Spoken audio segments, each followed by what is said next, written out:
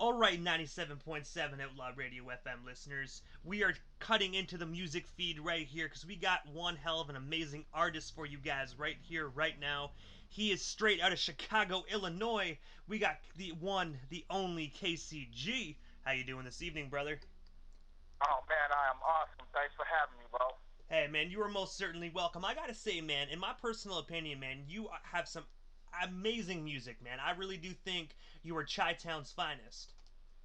Man, I appreciate that, bro. That means a lot coming from you, especially in the type of crowd that you review and have on the show regularly, bro. I really appreciate that, man.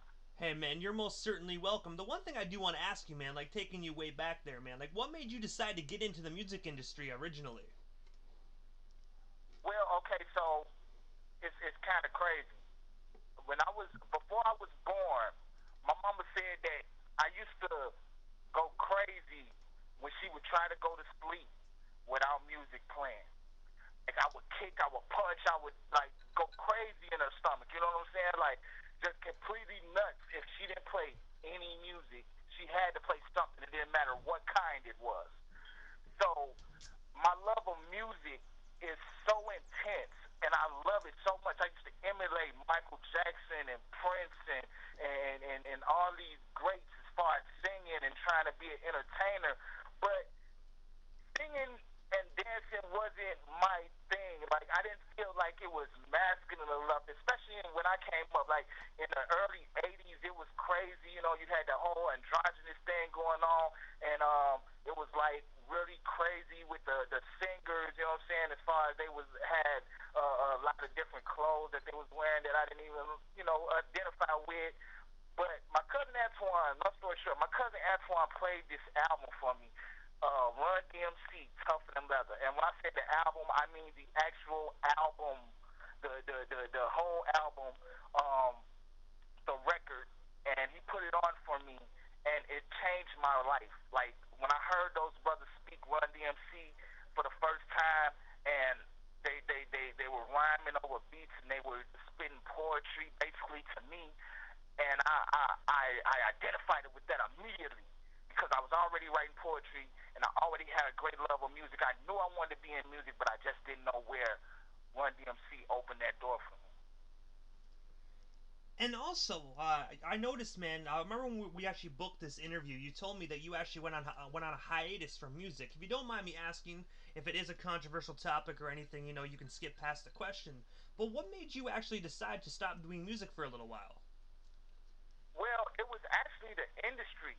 Um, I had gained a lot of traction. I was doing shows underground, and I was, performing regularly, getting nice money off of that. But I couldn't really break through to the industry. I couldn't get a deal, and all of the A&Rs that I was talking to, they felt like it was nothing really special about me, and obviously it was because I would show up at places where no one knew who I was and come to the venue and perform for them impromptu and get a gig, and then go to the show and rock the show. Or I would walk up to places, you know what I'm saying, or people and just start performing and crowds would start gathering. So I knew I had something, but the industry wasn't ready for me. So I decided that I would try to figure out how to build my own industry. And with that in mind, at the time, MySpace was just coming out, and a friend of mine, Thursday Fuller, she basically introduced me to Money Mark. And Money Mark told us both that at the time, the best way to get in the game was to get on MySpace. Everybody in the music industry was there, all the CEOs, all the A&Rs, everybody. So, long story short, I got there. Of course, they rejected me again. But this time, I had a plan. I was going to pay attention. I was going to learn from them. I was going to see what made the industry tick. And by doing that, I basically learned the marketing and promotion side of the game.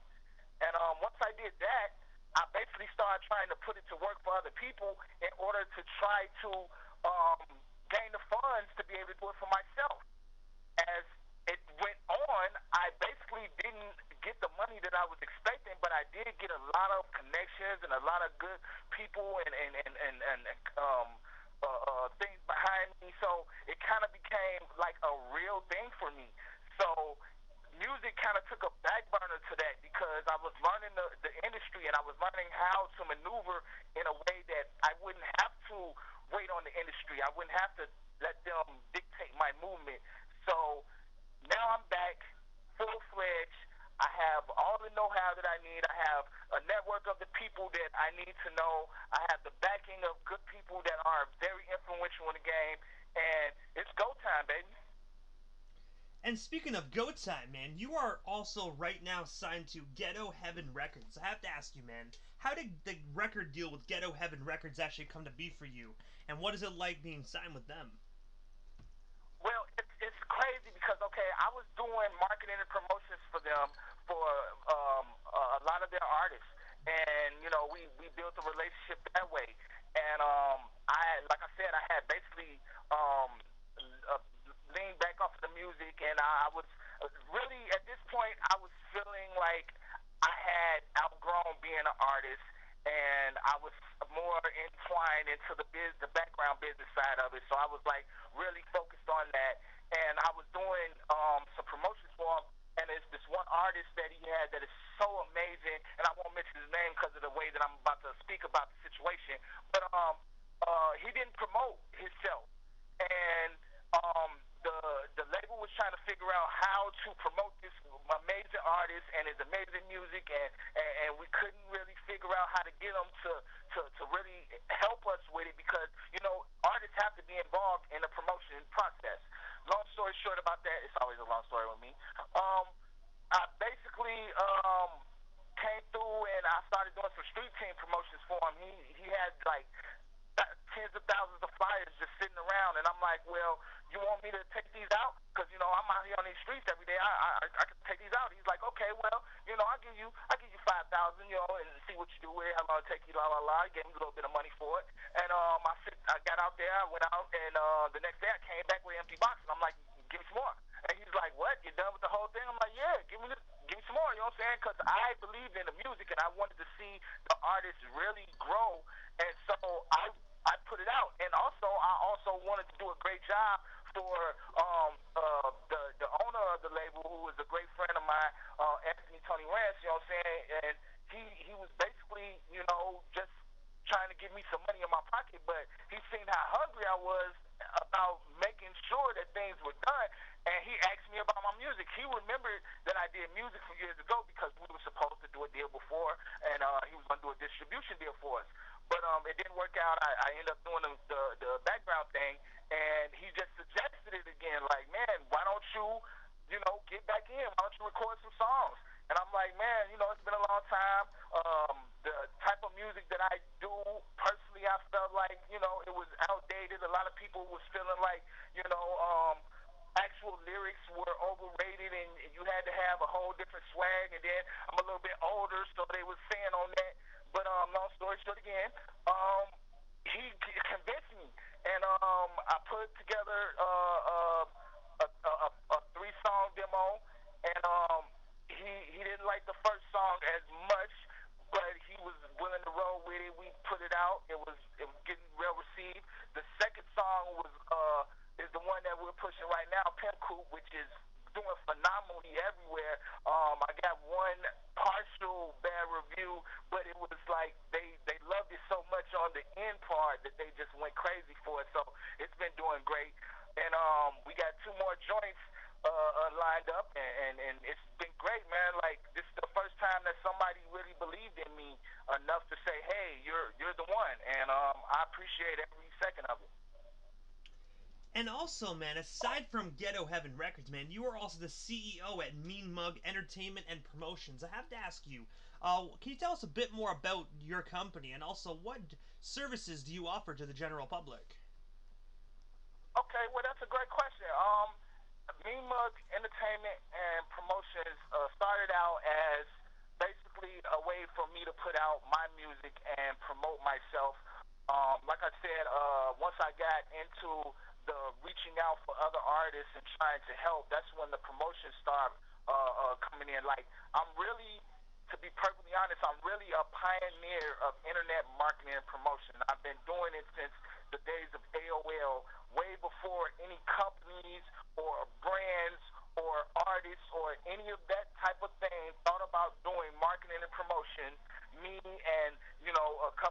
I would say a couple hundred people were gathered together, and we were using Nike and Hennessy and different brands to cross promote with our brands, and making pages that would put us in advertisement of whatever we were promoting and la la la.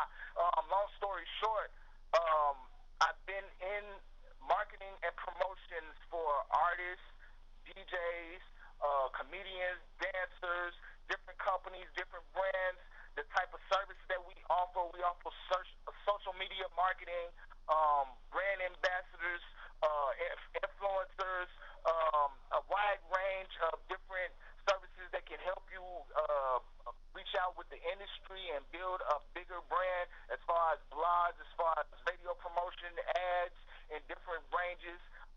We have connections to the game through our work that we worked for or with some of every major PR marketing firm um, in the business, and I personally consider us one of the best, if not the best, at social media marketing and branding building from scratch.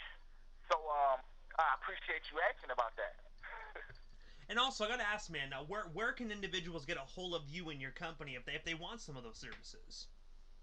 Oh, that's an awesome question as well.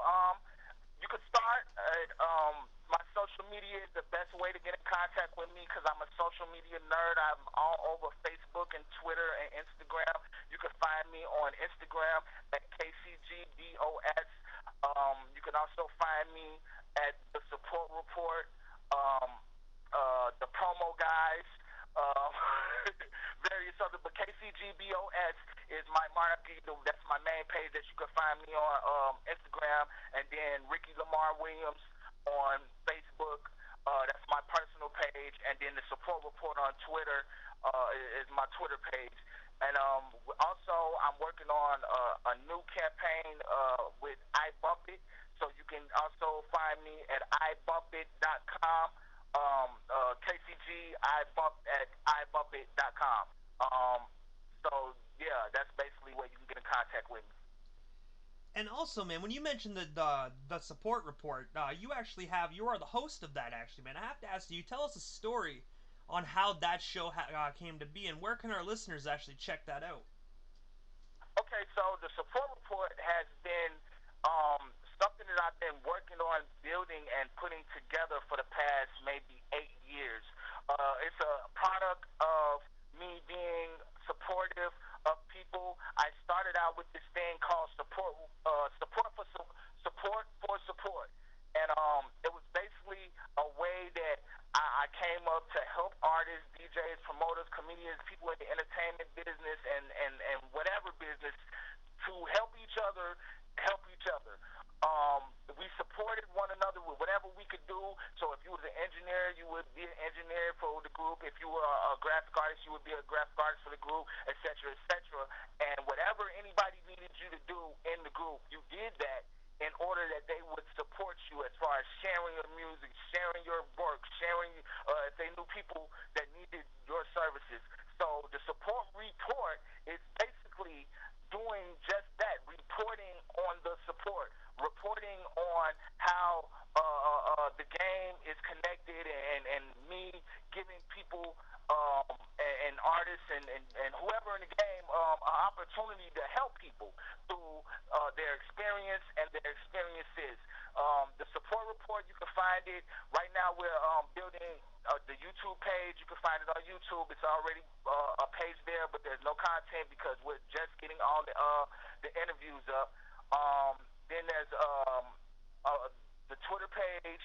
We also have an Instagram page if you want to find all the support report. It's also a Facebook like page. So you can find us all there. And usually I'll put the lives that I do on the support report Facebook page. And I'm going to have snippets on the Instagram page so you can keep up and get all in tune. So if you subscribe to the YouTube page, you'll find it there. And then we're going to have podcasts that's going to be all over the net, and you're going to be able to find the podcast somewhere everywhere. So that'll be easier to find. The support report will be the name as well. And also, man, the one thing I did notice that December of last year, one song of yours that really actually caught my mind, man. When I heard it, was a Pimp Coop, man. I have to ask you, what's the inspiration behind that song, and where can our listeners buy or stream themselves a copy of that particular single? Well, okay, so a Pimp Coop is the second single that I came out with from Ghetto Heaven. It's actually the single that we're pushing right now. It came about because, like, okay, so I in this journey, I have been very poor. I have put everything I had into this, so it was more so like a fantasy type of thing. When I was younger, I used to dabble in illicit activities and whatnot, and I had a little money, and I lived this type of lifestyle, and I felt like, reliving it mentally in my mind, and then on top of that, I felt like it was a great way to have fun. Music these days is so intense, and it's not a lot of have fun music. So I just wanted to do something fun, and it felt good, and it's a great vibe. So it's not really like it's just a piece that I felt like, man, this will feel good to the people. This would be something that people could ride to, you know. And also, man, another song of yours that I find is absolutely phenomenal, man. It's a straight slapper. It's called "I Hustle to Eat." I have to ask you, tell us a story behind that, and is that actually based on your past experiences? And of course, where can our listeners buy or stream themselves a copy? Okay, that's also an awesome story. That is the first single from the Ghetto Heaven project, and it's actually the Ghetto Heaven slash Supreme Hustle Club clothing line official slogan. I hustle to eat, and it's been the slogan for a very long time. We have T-shirts, and you can purchase that through me or the Ghetto Heaven Records page. But we basically I basically wanted to make a theme song for that, and yes, it's explaining how I hustle to eat and the things that I do and how I work and get things done on this grind. So it's basically a comeback song that was like the first song that I wrote when I started writing again, and it's basically a feel good song. You can find it on all streaming sites. You know what I'm saying? We have basically a worldwide deal with streaming sites, so you can find us on any streaming sites. But we really popping on Spotify right now. So if you go and follow us on there, you can be a part of that movement as well. And also, February 15th of this year, you actually performed at the All Star Weekend Edition open mic out in Chicago. I have to ask you, what was that experience like, and how did that come to be for you? Just being able to perform at All Star Weekend, man, because that's actually huge. Oh man, it really was like a dream come true. Um, I have done big shows before, but not of this magnitude. It was so many stars in the building. Country Black was there. A lot of the affiliates from his camp, Hard Hitter, Money Group was there. You know what I'm saying? It was a lot of love. I basically got plugged in, through a super duper promoter that is known throughout the game, Deli Dale, the hip hop chef. You know what I'm saying? He's been a great friend of ours, and has worked with us for a long time as far as Ghetto Heaven is records is concerned. And we've been pushing these records and getting us out here. And he finally felt like it was time to get me in the crowd and in the play.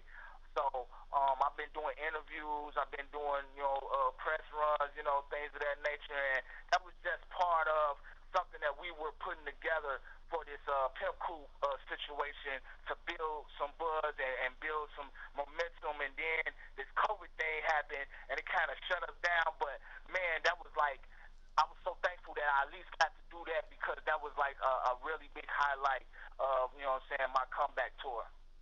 And the one thing I want to ask you, during that All Star Weekend, did you have the opportunity to meet any NBA legends or current basketball players that were in town for that All Star Weekend? You know what? I'm not gonna lie. I didn't do that. You know what I'm saying? Because like, I'm from Chicago, and with it being here in Chicago, it was like more of, you know I hadn't been home in a while, and I was just excited to be around my family and real close friends.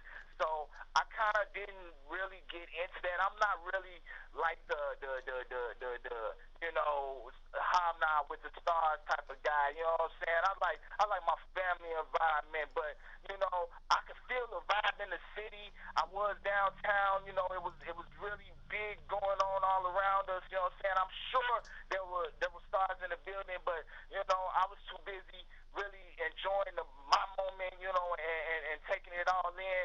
As far as like I worked really hard to get there, so I just enjoyed it to the fullest. You know what I'm saying? And it was like my weekend. I really didn't have All Star on my mind. You feel me? And the one thing I do want to ask you, because I know, unfortunately, with this COVID stuff, I don't necessarily know if this event happened, but I'm going to ask you anyways, just in case. But July 1st, you actually took part in the Chicago DJs Against gun violence, event.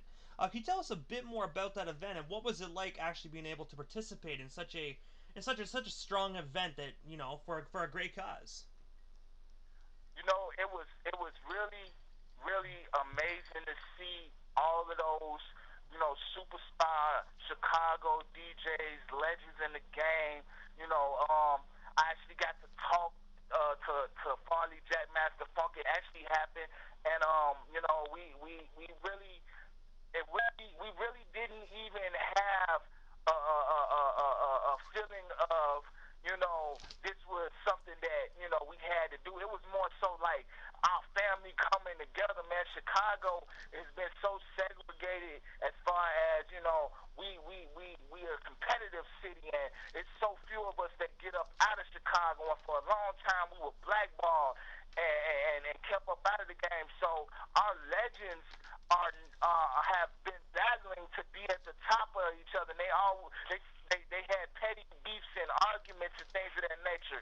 And to see them all come together and stand on a stage together and stand, as one Chicago, it was an epic event.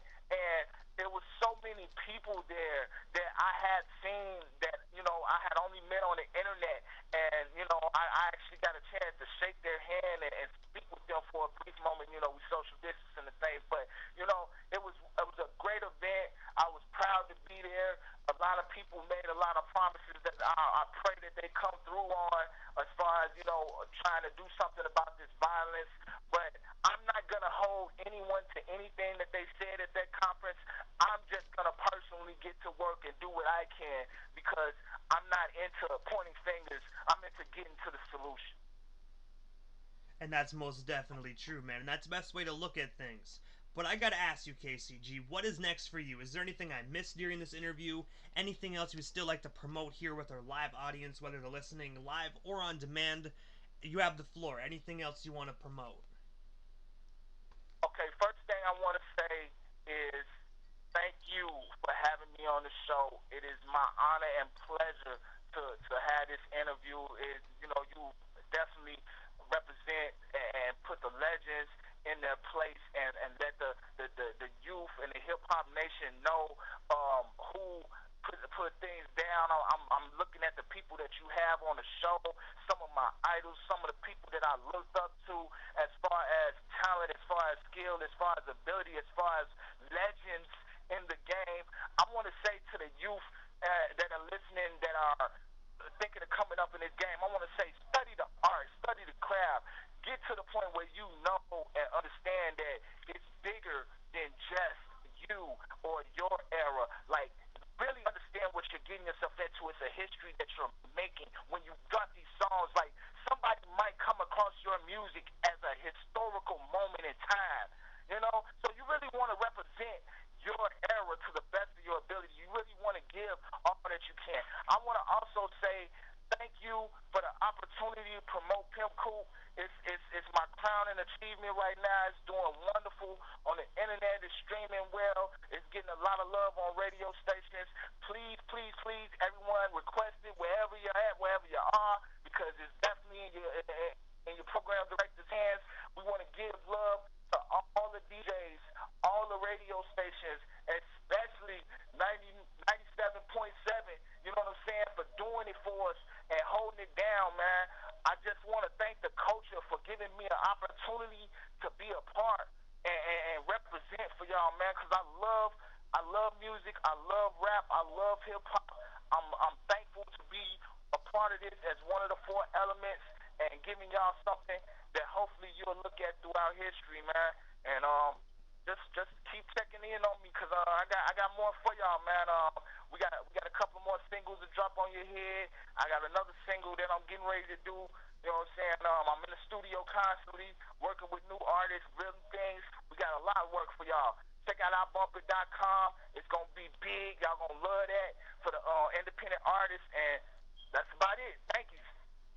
So this is the time, KCG, that I give a chance for the individual that comes on the platform. Just a chance to give shoutouts to whomever they want to give shoutouts to. And if you can, drop them social media handles one more time. That way our listeners can hit you up and also give you a follow. Okay, so let's start off with the social media. KCG Boss on Instagram. That's my biggest platform. You can find me right there. I'm always responsive. On Twitter, you can find me at the Support Report. On Facebook, you can find me at the Support Report or Ricky Lamar Williams, which is my personal Facebook page. I'm really responsive even to messages from people that I don't have friends or ads in. I'm always networking. I'm always building. And yeah, it's basically that. And oh man, I forgot the other part of the question. What was the other part of the If there's anyone you want to give shoutouts to, man, you can give some Oh, shoutouts to some people. shout outs. Okay, shout outs Ghetto Heaven Records, Supreme Hustle Club, iBumpit.com, um, definitely, my boy, DJ Cool Hand for the supporting the support report, DJ BME, you know what I'm saying, DJ Immortal, of course, and man, everybody in the game that I didn't miss. The old school, the new school, you know what I'm saying? People that's keeping this thing going, people that put in work for it. I gotta give love to the old school, represent, you know what I'm saying? Cause lyrics and beats and DJs and B-boys, you know what I'm saying, graffiti artists, they want to make this thing happen. And if you ain't understanding the four elements, then you need to get in your study and understand your craft. Much love and respect. I gotta say, KCG, again, man, thank you so much for coming on 97.7 Outlaw Radio FM, man. Man, you have yourself a wonderful night, and most definitely stay safe out there, brother, during this terrible pandemic. Man, I appreciate that, bro. You as well. Man, shout out to the whole family. You know what I'm saying? The Outlaw Radio. Y'all are amazing, man. I support 100%, and I'm definitely going to keep supporting.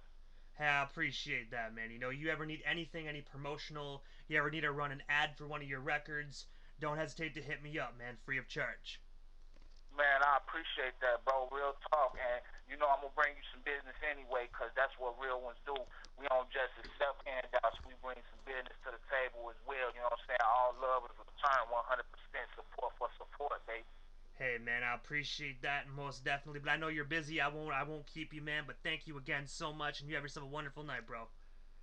Man, you too, bro, man. Good, great interview, bro. I appreciate you so much. Hey, thank you so much. Thank you again for coming on the radio station. No question, man. Anytime, just hit me up, bro. It's gonna be many more. We in it.